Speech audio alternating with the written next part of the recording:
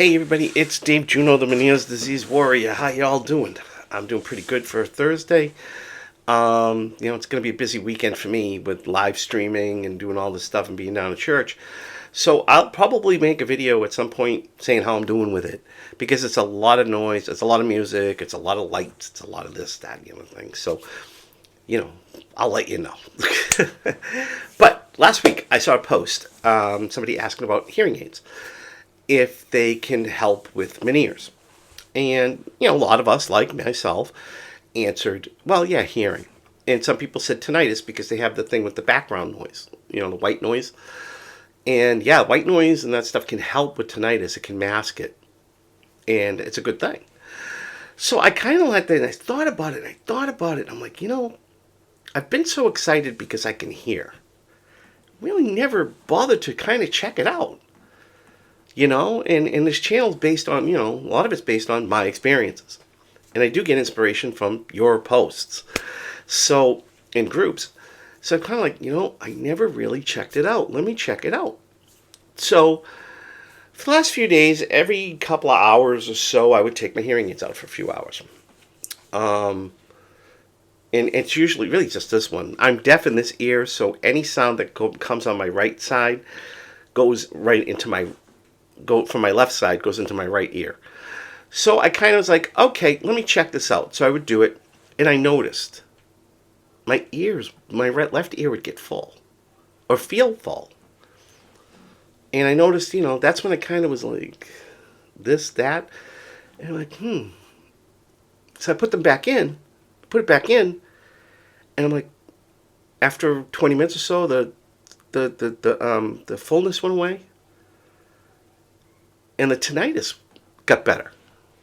This ear's always going to have tinnitus. There's no sound going in here. So this ear's always going to have the tinnitus going. But I noticed it was softer. It wasn't as like the left. So I'm like, hey, maybe there's something here. And I'm sure it's not going to help everybody. But it might help some. It might help some people.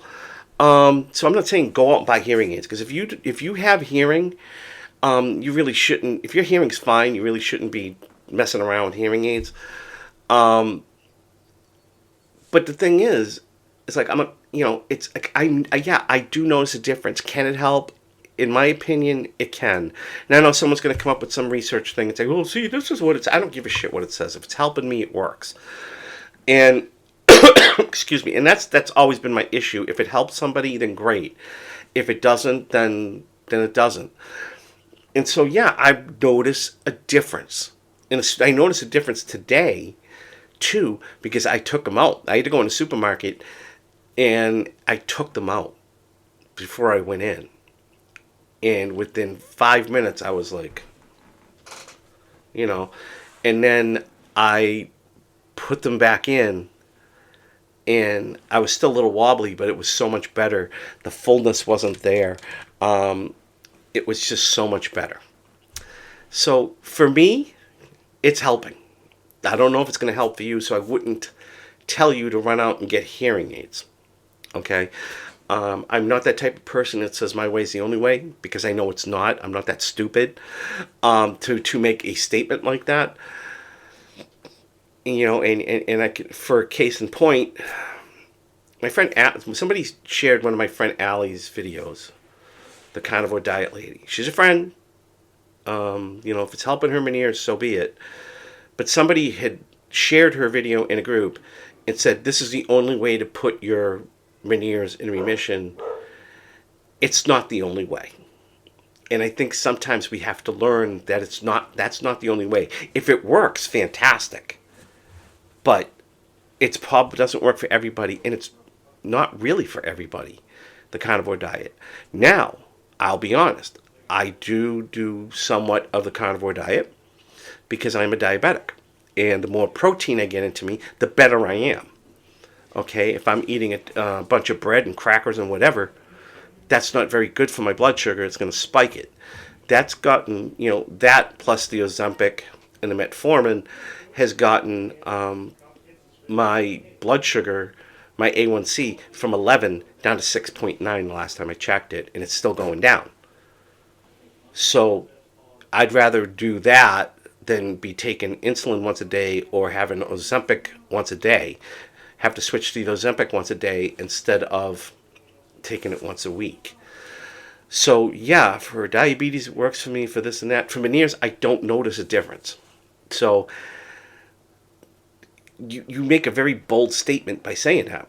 And I had to remove that person's post because it was being reported. I let it stay up for a while and it got reported about 20 times. Because, like I will agree, it doesn't work for everybody, but people can benefit from it. And it does work for some people because it works for this lady, Allie, and this other person. So it is working for some people. So it's worth a try. I wouldn't say it's going to cure you or even put you in remission. But I wouldn't make a bold statement like that. It's very bold to say, oh, I found this and this is the only way. No, that's the way it works for you. It's not the only way. And I think sometimes we have to learn that, and that's the thing with patients think that way sometimes. Researchers definitely think that way. They think their way is the only way. And, you know, and doctors. Some doctors do. I'm lucky. The doctors I've dealt with don't think that way. They'll try different things. But there are doctors out there that say, no, my way is the only way and get out of here. So, that's one thing we have to stop with, is that my way is the only way thinking. It's not the only way. So, sum everything up, I really wanted to say that, yes, I did do some testing with my hearing aids. I did notice a difference with the way I felt and the way I was when I have them in. And I'm not telling people to just run out and buy hearing aids. Don't.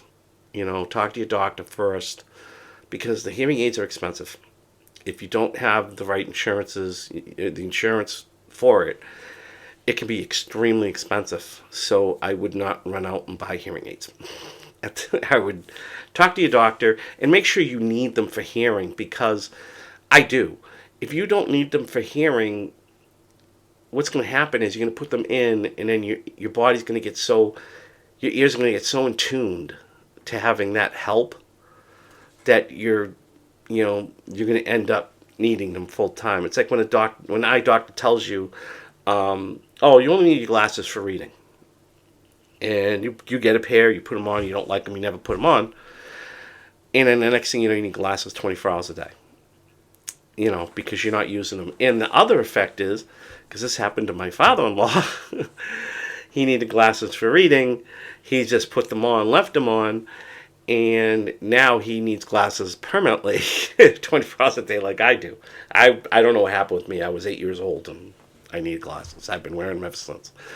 So, yeah, let's, use common sense, and it's good to talk about things.